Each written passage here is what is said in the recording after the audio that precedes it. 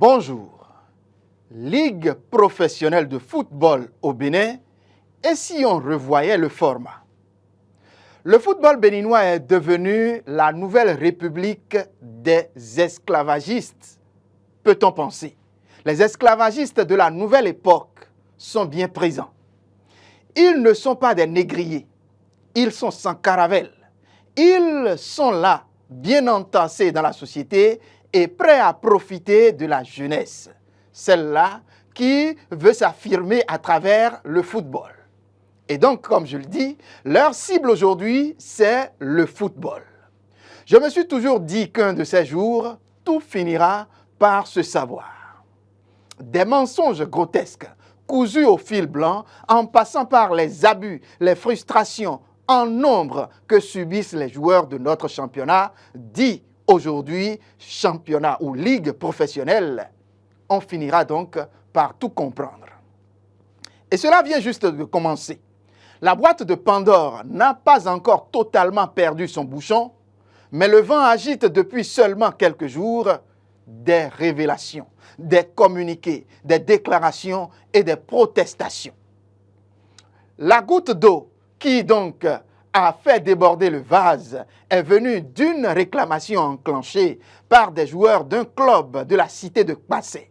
Et depuis, les responsables indélicats du club s'agitent dans tous les coins pour couvrir ce qui reste de leur derrière, qui pourtant est déjà tout nu.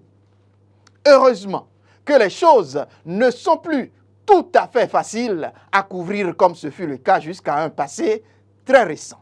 Sinon, comment comprendre que des responsables de clubs, des sociétés sportives, au lieu de faire profil bas et de discuter à l'amiable avec les joueurs qui ont livré des rencontres, la faim dans le ventre et sans salaire, ils ont préféré, ces responsables-là, les référer au commissariat.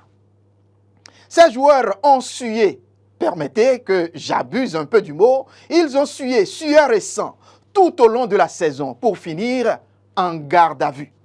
Certains sans même avoir vu ce qu'il convient d'appeler contrat qui devrait les lier à leur club. Ce n'est malheureusement pas la première fois que les choses se déroulent ainsi dans notre petit Bénin. Certains de nos responsables de club ont toujours les moyens de se faufiler entre les mailles de sécurité mises en place pour affamer les joueurs. Et même cette réforme de société sportive n'a rien pu à cette magouille. Et comme cette saison, les exigences pour se voir débourser les subventions de l'État sont un peu plus corsées, le poteau rose n'est pas resté longtemps caché.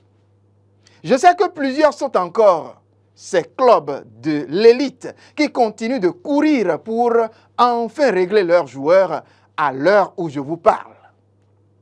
Sans défendre ces fossoyeurs et prévaricateurs de l'avenir de notre jeunesse, je voudrais que nous menions ensemble une réflexion afin donc de trouver ce mal qui gangrène notre société footballistique afin d'y mettre un terme.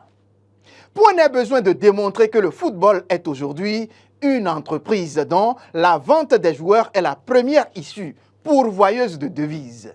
Au club, bien évidemment. Sauf que aujourd'hui, nous en avons 36 clubs. Et si tout le monde doit aller vendre sur le même marché, la saturation est très vite prononcée.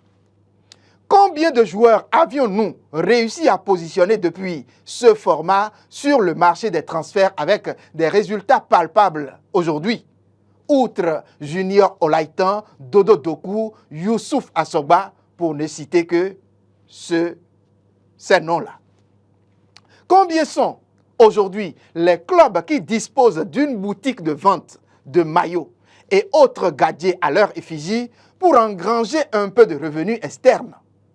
Combien sont-ils les Béninois qui veulent contribuer aux recettes de ces clubs en tant que supporters bontins, comme il est le cas dans plusieurs des clubs en Europe ou même en Afrique du Nord?